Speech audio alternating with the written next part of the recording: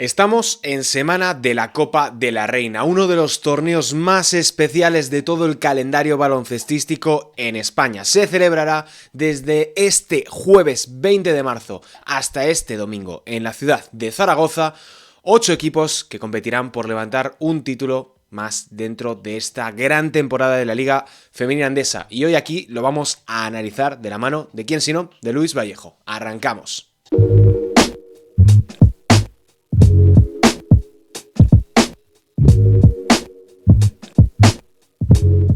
Hola, ¿qué tal? Bienvenidos a un nuevo vídeo y hoy tocaba hablar de la Copa de la Reina, de baloncesto que se realizará esta semana en Zaragoza, y para hablar de ello ya tengo aquí conmigo a Luis Vallejo, segunda vez que hablamos esta semana, que hacemos un poco completo de baloncesto femenino, pero es que la ocasión lo merece para un torneo que, como veníamos hablando antes de arrancar, casi ha vendido todas sus entradas para en el Príncipe Felipe y que se espera un ambiente inmejorable con muchas novedades dentro de lo que suele ser este evento como es la Copa de la Reina. Sí, sí, totalmente. Se han vendido ya más del 90%, lo que son unos 9.000 abonos, que como hablábamos, ¿no? Antes de empezar el programa, hace 2 años en Zaragoza hubo lleno en la final, pero es cierto que había mucho margen de mejora, entiéndase, porque aún así hubo una entrada increíble prácticamente todos los días de Copa. Pero yo creo que este año sí que se va a ver reflejado desde el primer día ese aumento de venta de abonos respecto al 2023 y que ojalá se repita, llegue quien llegue a la final, un ambiente similar, ¿no? En el partido por el título, porque la verdad es que lo vivido aquí en Zaragoza hace 2 años, yo creo que ha marcado un poco un antes y un después en la organización de eventos de este tipo en España, de baloncesto femenino, y que tiene que marcar un poco la línea a seguir en estos próximos años. Además, yo creo que un poco en la línea, ¿no? De todo esto que comentamos, Mm. es la primera vez que se van a hacer muchísimos eventos fuera de lo que es la cancha, porque va a haber encuentro de aficiones el sábado por la mañana en la Plaza de los Sitios, va a haber fanzone los 4 días del campeonato, va a haber algún meet and greet, va a haber gran cantidad y variedad, ¿no? Para todo, incluso un par de conciertos, me parece, el sábado también en la Mm. exterior del Príncipe Felipe, así que yo creo que a nivel general se está intentando que lo de este 2025, obviamente, pueda llegar a superar lo que se vivía en 2023. Que lo que dices, que 2023 fue como un punto y aparte o un inicio de algo bastante importante dentro de lo que es el baloncesto femenino en España y del ascenso particular de esta categoría en los últimos años, y más allá de todo lo que ha supuesto, por supuesto, para la ciudad de Zaragoza, por ese título de Copa, que es siempre, como decimos, muy difícil de ganar cuando eres anfitrión, pero que en su caso consiguieron hacerlo. Y un torneo, Luis, que en los últimos 4 años ha tenido 4 equipos campeones diferentes. La igualdad ahora mismo es máxima. Sabemos, y lo hablábamos el otro día, que hay 4 equipos muy punteros dentro de esta Liga Femenina Andesa, que se refleja en la clasificación, que se refleja en cada torneo que se realiza. Pero sí que es cierto que si hay un momento, y además en este tramo que estamos particular de la temporada, donde puede haber sorpresas, es quizá ahora, que no las ha habido en los últimos años, digamos, tan pronunciadas, sí en la resolución por el título, pero no sé si ves que este año pueda haber un conjunto que pueda dar la sorpresa, o bien vamos a ver al Valencia Basket repetir título como ocurrió el año anterior. Bueno, se dice mucho, ¿no? Que la Copa es el torneo de las sorpresas. Yo eso a veces lo pongo un poco en cuarentena, porque ¿qué es una sorpresa? Para mí una sorpresa sería que un equipo que no es cabeza de serie en cuartos, pues pase esa ronda, por ejemplo, ¿no? Y eso Sí. está costando muchísimo de ver en los últimos años en la Copa de la Reina. Y si ha sucedido en alguna ocasión, ha sido por contextos muy particulares de que un equipo llega con muchas lesionadas o situaciones extrañas, ¿no? Entonces... A mí me parece complicado y que este año se va a repetir un poco, al menos sobre el papel, antes de que llegue el campeonato, del mismo guión, que a priori hay Ujú. 4 claros muy favoritos en esta primera ronda, que me cuesta ver que no pueda estar ninguno de esos en semis. Si no está alguno de esos, para mí, obviamente, eso sí que sería una sorpresa. Una vez llegadas a semifinales, no sé qué decir. ¿Es sorpresa que ganen Avenida, Girona y Zaragoza o Zaragoza y que no gane Valencia? Sería un poco sorprendente, sí, pero tanto como sorpresa al final, viendo las plantillas y demás, no sé si lo definiría. Es, es que es muy complicado, o sea, echando una vista a la manera que está configurado el cuadro, a cómo llegan los equipos. Claro, echas un poco la vista atrás y dices, bueno, en los años anteriores, por ejemplo, el Girona no había llegado a semifinales. El año pasado se les gana el Movistar Estudiantes. Sí, si no me equivoco, lo estoy diciendo un poco de memoria. Y el anterior les gana el Guernica. O sea, pero claro, no es el mismo Girona que el de esta temporada. Ha habido un cambio importante. Claro, yo ahí es la duda que tengo. Y este año como que veo muy claro y creo que es bastante evidente que los cuartos de final están muy definidos quién puede pasar. Pero claro, atendemos un poquito a las tendencias de los diferentes equipos y ahí sí que puedes agarrarte a un clavo ardiendo. Sí, ahí sí, ahí sí, ahí sí, porque más que nada estamos viendo que, bueno, Girona llega en una buena tendencia en estos últimos encuentros, sobre todo tuvo ese varapalo, ¿no? En la Eurocup. Yo creo que después de aquello el equipo se ha unido un poco más y han sacado adelante los partidos que han tenido hasta esta fecha. En el caso de Avenida, yo creo que ha sido un poco más la temporada en general, no solo el reciente, sino Ujú. hablo en un poco más a nivel global, un poco de altibajo, sobre todo con la Euroliga, ¿no? Que no consigues pasar al final de esa segunda ronda. Luego en Liga, la verdad es que siempre han estado en la parte de arriba, ahí luchando por el liderato, aunque ahora Girona, como mencionábamos, está en primera posición a día de hoy, ¿no? Cuando Sí. ha cambiado un poco, ¿no? La composición de las primeras plazas y demás, pero a día de hoy Girona está ahí arriba con 2 victorias de ventaja, además.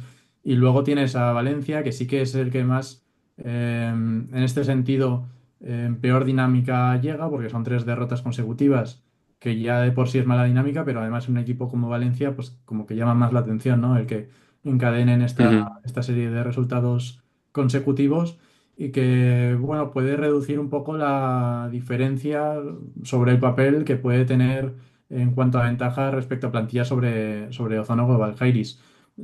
¿Puede ser suficiente para que haya una sorpresa? No lo sé, pero sí que es cierto que, bueno, abre un poco más un encuentro que si no fuera así, quizá todos tendríamos un poco más claro quién puede pasar o quién no, más allá de que todo después se decide en la pista, ¿no? Y en el caso de Casa de Mon, creo que es más complicado porque más allá de que llegue mejor o peor Casa de Mon Zaragoza, creo que la dinámica de Spark Gran Canaria es muy mala, prácticamente desde que consiguieron la clasificación a la Copa de la Reina.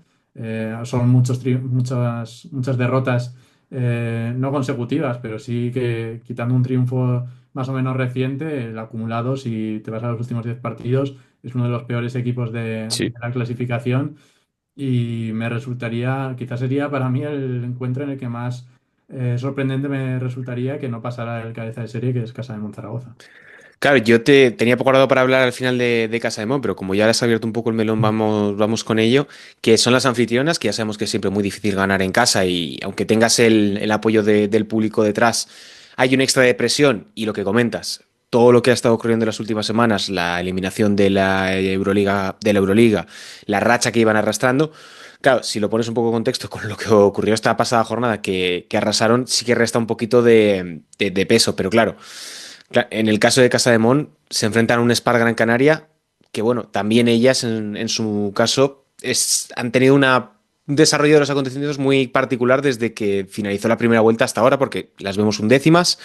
Y yo sí que las veía como la más desigual, pero claro, tú tienes mucha más perspectiva, lo ves muchos más partidos de Liga Femenina Endesa que yo, pero yo sí que tenía la sensación de que Casa de Mon estaba mejor de cara a esta primera ronda, a estos primeros cuartos de final, quiero decir. Sí, se enfrentaron en la primera jornada de Liga, que ganó Casa de Mon de 40 puntos. Sí. Volvieron a enfrentarse hace un par de semanas, que se redujo a 16. Pero la sensación es que no hubo del todo partido, más allá de que sí que es cierto que pueden probar alguna zona que se le ha atascado más a Casa de Monde no solo en las últimas semanas, yo creo que es un poco Ujú. una tendencia, ¿no? En estos años, que es una forma de defensa que se le ha atascado un poco más a Casa de Monde y bueno, siendo tan inferior, pues quizá sí que puede ser una opción para probar a ver si así puedes aguantar al menos más minutos y poder competir bien. En cuanto a Casaemon, respecto a otras temporadas, sí que ha estado más irregular en competición nacional, no así en Euroliga, que volvió a estar en los cruces y ahí luchando por estar entre los 6 mejores de Europa. Pero sí que a nivel nacional le ha costado un poquito más el sacar partidos adelante que a priori debería haber tenido un mayor rendimiento. Por irnos al más cercano, posiblemente Ujú. el de que jugaron en Badalona hace unas semanas, que no tenía Koulibaly, por ejemplo, Juventud, que tampoco estaba Delicia Washington y que al final acabó perdiendo, que sabemos, ¿no? Yo creo que han sido desconexiones en partidos que les han llevado a esa cuarta plaza y no solo eso, sino a tener pues esa brecha abierta con los tres de arriba, que ya pues hace un poco que todo esté más claro, que Casa de Monzaragoza no vaya a llegar a esas tres primeras plazas, así como tiene una victoria más el Basquetaveras con Jairis, Ujú. bueno, más o menos esa zona está definida, a pesar de que quedan todavía varias jornadas por disputarse. Y yo creo que es cierto que ganar como anfitrión, como dices, siempre ha sido un poco complicado por la presión y demás, pero bueno, si por una razón la ganó la Copa de la Reina hace 2 años Casa de Monzaragoza, posiblemente fue también por ser anfitrión, porque sin todo ese apoyo detrás y todo lo que se movió alrededor del equipo esa semana, habría sido muy complicado, yo creo, el ver a Casa de Mon proclamarse campeón, porque también hubo momentos puntuales, ¿no?, en los que se notó que la grada tuvo un impacto total sobre el equipo, como en aquella expulsión de Vega Mm. Jimeno en la final, que revoluciona un poco la grada y a partir de ahí cambia un poco la dinámica del partido por el título. Entonces, a ver, es un equipo además con muchas debutantes en la Copa de la Reina. Después tienes el caso contrario, ¿no?, que es Mariana Ortiz, que es la tercera Sí. jugadora con más títulos entre todas las que van a estar presentes en esta edición. Y a ver, yo tengo mucha curiosidad, por ejemplo, con Brianna Fraser, que llegó hace unas semanas, que le ha costado un poquito adaptarse, que sí que es cierto que se ve que puede aportar el abrir la pista, ¿no? Ese tiro exterior, ese una amenaza más, que no le va a venir nada mal a Ujú. Casa de Monzaragoza, pero la baja de Marquisa Gatlin hace también que esa posición de 5 recaiga mucho sobre una Nerea Hermosa que llega con dudas, con molestias de las últimas semanas, por las que ella misma contó que tuvo que ser infiltrada, y que también ese peso recaiga sobre una Sante Evans que para mí es más 4, pero es cierto que va a tener que hacer las funciones de 5 como ha venido haciendo en las últimas semanas y que no sé si en la primera ronda eso puede ser una complicación o no, no creo, o no debería, mejor dicho, Ujú. pero sí que en un posible hipotético enfrentamiento de semifinales, ya que sí que creo que en ese punto habría que mostrar más atención. Ahora que dices de un hipotético enfrentamiento en semifinales, por su lado del cuadro está Perfumerías Avenida, que se enfrentará a Movistar Estudiantes. Ujú. Un Movistar Estudiantes que además viene bueno, perdón, que lleva ya 3 victorias consecutivas, que las Charras perdieron este pasado fin de semana. Y no sé muy bien qué sensaciones tienes con el Perfumerías. La verdad es que su temporada ha sido más sólida de lo que parece y ha ido de menos a más, consiguiendo en las últimas, sobre todo a mitad de temporada, afianzarse ya definitivamente en las primeras plazas de la clasificación.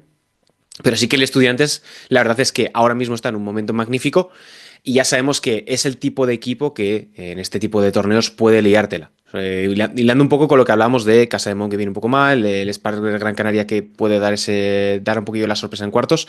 Y ese lado del cuadro que tenemos a Perfumerías, Movistar Estudiantes y Casa de Mon y Spark de Gran Canaria, es quizá la parte más animada, que además creo que son los 2 últimos partidos que cierran en los cuartos de final.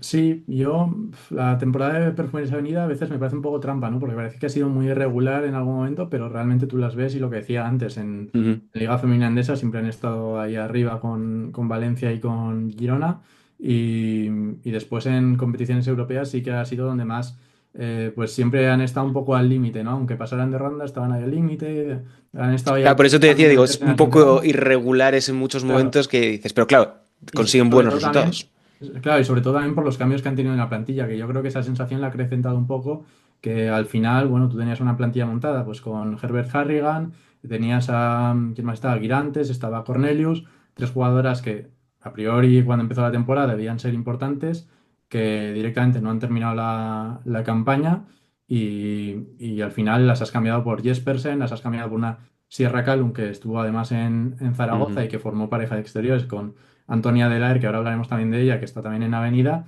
y una Marilla Lekovic, que tiene mucho futuro, pero es un poco, es más mayor que Yana Martín, pero es un poco un caso similar, ¿no? Jugadoras que te van a aportar en el presente, pero que sobre todo es por la proyección que tienen, por lo que le hacen especialmente valiosas. Y lo que decía de Antonia Delaer, que para mí era una de las jugadoras clave esta temporada en Perfumerías Avenida, pero debido a las lesiones que ha ido arrastrando con esa no solo de ahora, sino desde el pasado verano y las competiciones con Bélgica, con la hernia discal que Ujú. ha tenido, bueno, le ha hecho muy complicado el encontrar su ritmo y su nivel y su rendimiento en esta campaña, pero al final tú ves la plantilla y es una plantilla para, bueno, pues para poder pelear por estar en la final y quién sabe si ganarla, ¿no? Porque tienes Ujú. jugadoras muy veteranas como puede ser Laura Gil, la propia Andrea Vilaró, extranjeras como Erika Carter, que poco más tiene que demostrar en No te iba a decir. España. Un juego interior que lo que decía, ¿no? Que si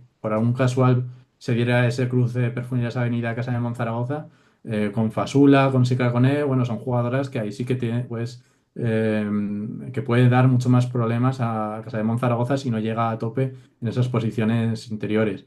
Y en cuanto a Movistar Estudiantes, como bien decías, vienen de 3 victorias consecutivas. Es cierto que no es la plantilla,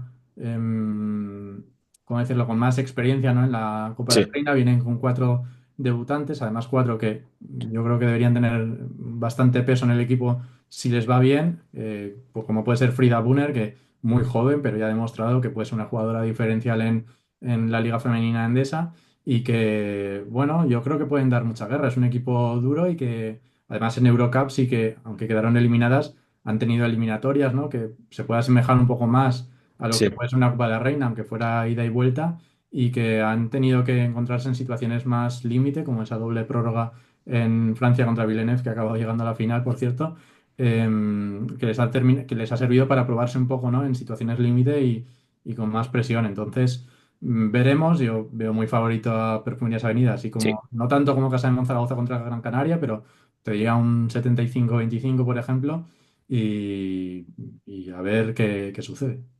Nos vamos al otro lado del cuadro, por no continuar un poco más con la avenida, que también es una de las historias a seguir, que no ganan el título desde el año 2022 y si consiguiesen levantar la copa sería ya su 10ª Copa de la Reina, que está bastante bien. Ujú. Y hemos dejado un poco así al principio en el aire el caso del Spar Girona, que llega en racha de 5 victorias, son el mejor equipo ahora mismo de la competición, que son el líder de la Liga Femenina Endesa, pero claro, Luis, no tienen a su entrenador, tienen a Roberto Íñiguez sancionado, que lo hablábamos antes de empezar a grabar. Podrían llegar a la final con él regresando, que es cuando se cumpliría la sanción.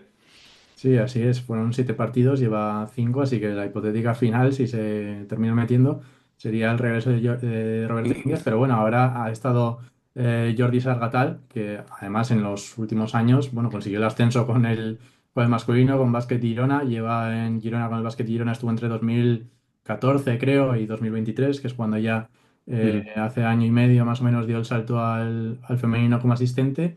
Y la verdad es que lo están haciendo muy bien. Antes estaba escuchando, ¿no? Un poco las ruedas de prensa de todos los entrenadores, que en este caso sí que la da Roberto Íñiguez en la previa, y decía que después de esa derrota contra Asbel, la vuelta, el equipo se reunió, habló hablaron todas y marcaron un poco las líneas rojas que no deberían volver a pasar en lo que restaba de temporada para que no encontrasen situaciones similares, ¿no? Y la verdad es que están teniendo regularidad, han tenido 2 refuerzos de bastante nivel a lo largo de la temporada. Uno era el de Natasha Mack, que no es que la hayan fichado durante la temporada, sino que llegó al principio, pero por la lesión al final acabó aterrizando más tarde en Girona y después de una Imani Tate, que quizá por la plantilla de Girona tampoco la necesitan que sea una primera espada, pero que Ujú. saliendo desde el banquillo, bueno, te puede aportar defensa, te puede aportar, le puedes dar el balón, ¿no? En algún momento que no encuentres situaciones de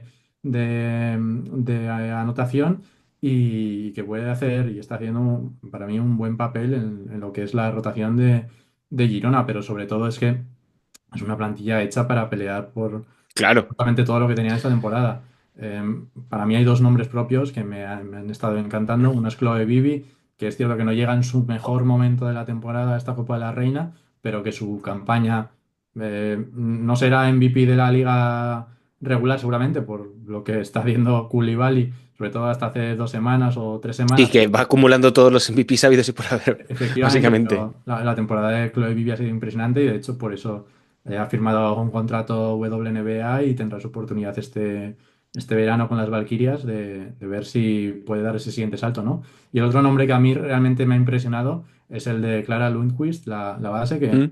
posiblemente, si no ha sido la mejor base de la temporada hasta ahora, está en el top 3, pero para mí, sinceramente, yo la pondría en el top 1. Ha tenido una temporada muy regular.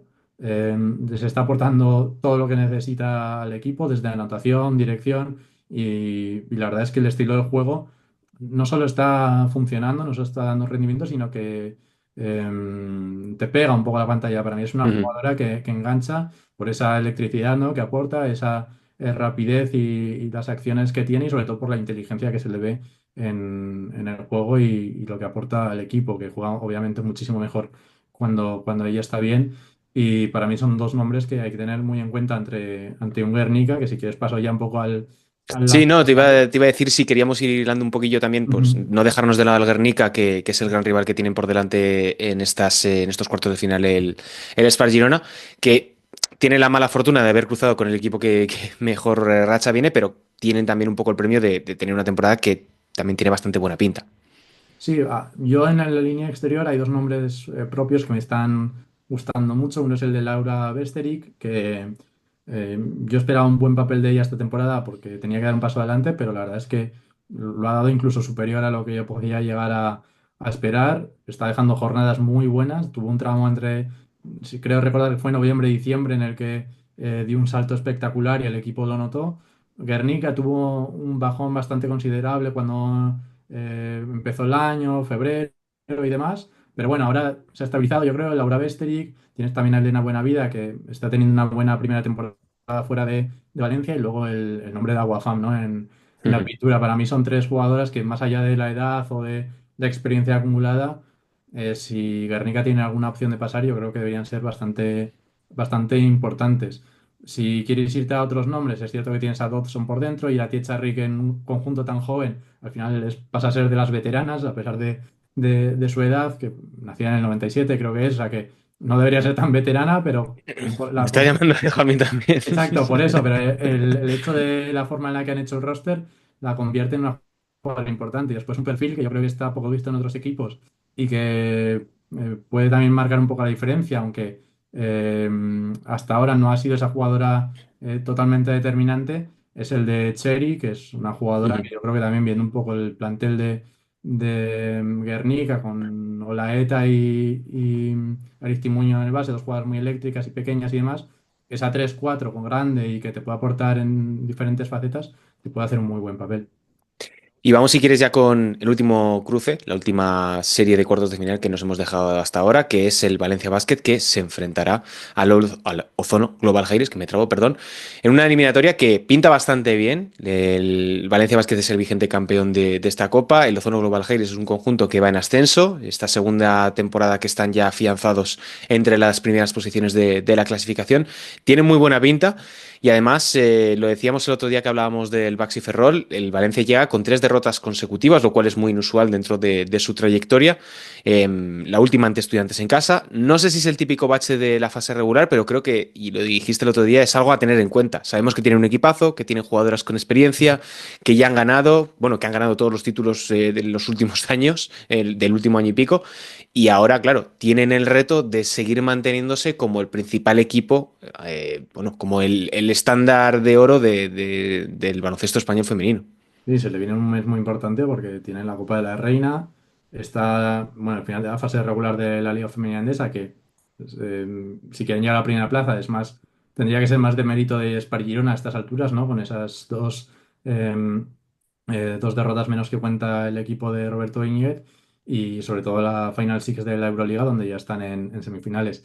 Bueno, es un equipo, llega con la baja de Kristin Vitola, que ha sido importante, aunque no fuera uno de los nombres que más llamaran la atención, ¿no? en la plantilla, más allá de, por ejemplo, Cristina Oviña, que ya se conocía desde hace unos meses. Em, bueno, fue campeón el año pasado por primera vez de la Copa, que era el título que Ujú. siempre existía.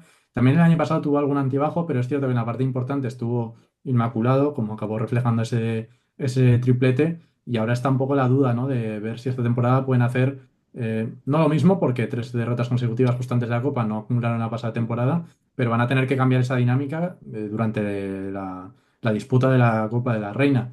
Veremos si lo consiguen. Plantilla para ello, obviamente, tienen de sobra. El año pasado, por ejemplo, en la Copa de la Reina fueron muy importantes 3 jugadoras en concreto, que fueron Leti Romero, que acabó siendo MVP, Sí. Alina Yagupova, que en este tipo de citas no suele fallar prácticamente nunca y siempre es una jugadora en la que puedes confiar, más allá de que venga el mejor o peor momento previamente, ella va a seguir tirando sus tiros y Ujú. haciendo su juego.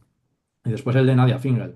Esta temporada hoy siguen siendo 3 nombres muy importantes, pero es que además tienes a una Leo Fievig que llegó hace un par de meses, diría que yo creo que se espera un poquito más en esta recta Bueno, final. y la recuperación de Raquel Carrera, Exacto, que se lesionó justo para la Copa de la Reina del año pasado. justo un año después, ¿no? Que yo creo que es Claro. una de las grandes historias de esta Copa y seguramente será muy especial para ella el poder volver a disputar esta competición un año después.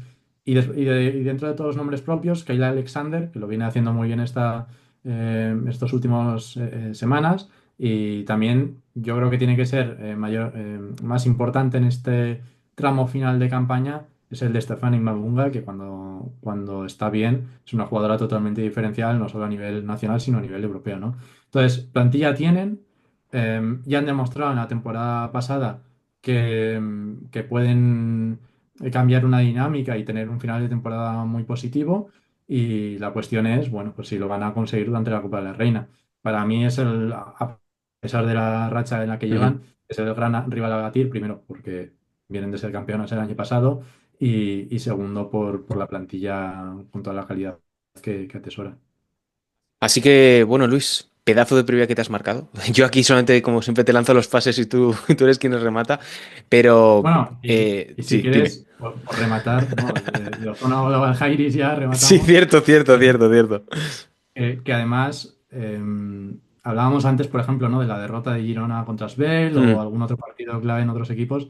Yo creo que esa derrota contra Ardoy en Liga marcó un poco también un poco un antes y un después en la temporada de Ozona Global Jairis, al igual que la incorporación de Rosana Grey, porque en ese momento iban 7 de 9 victorias en Liga Femenina Andesa y es un equipo que con Bernat Canut en el banquillo, para mí es una roca muy dura, ¿no? De superar. De hecho, en esa racha de 7 victorias en 9 partidos han caído por el camino tanto Valencia como Zaragoza.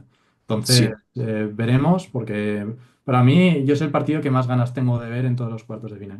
Por eso te decía, porque viendo un poco la trayectoria del Jairis, ves que o han ganado equipos importantes o han estado muy cerca. Por ejemplo, recuerdo el partido contra Casa de Mon que se resuelve, creo que es en la última posesión, jugando Sí, fuera de sí. casa, o el que Sí, decías tú de el de casa Valencia. lo ganó, creo que fue Tanaya Atkinson en el último Sí, sí, minuto, sí. y el de fuera de casa, para Casa de Mon, cayó Casa de Mon en Alcantarilla también por 2 puntos. Pero es que, bueno, para A mí. Valencia le ganan de tres, es que Sí, sí, pero los enfrentamientos Bernat Canut, Carlos Cantero, yo no, yo los tengo señalados en rojo al inicio de la temporada directamente, porque es que de los últimos 5 se han decidido todos por una única posesión. O sea, creo que es el gran acontecimiento de cada temporada entre banquillos. muy interesante y como siempre, muchas gracias Luis por pasarte, por explicar y por detallar tanto al detalle, valga la redundancia, las claves y los momentos más importantes a seguir de esta Copa de la Reina de baloncesto, la Copa de la Reina femenina, que tiene muy buena pinta, que se podrá ver en Teledeporte y en RTV Play y creo que también en el canal de Twitch. No sé muy bien de quién es, sea de la FEP, Sí, de la pero FEP, no sé si todos los partidos, no tengo muy claro ese aspecto, pero bueno, en Teledeporte sí que es cierto que se podrá. Y si están en Zaragoza, que vayan al pabellón, porque primero quedan pocas entradas y segundo, sucedió lo que sucedió alrededor de la Copa en 2023. Así que ojalá se repita un poco todo el movimiento que se ha ido dando en estos años desde aquel instante. pues ojalá que así sea, que sea un gran fin de semana de 4 días de baloncesto y aquí estaremos contándolo tanto en la página web como en nuestras diferentes redes sociales. Así que desde aquí nos despedimos, un saludo y hasta la próxima.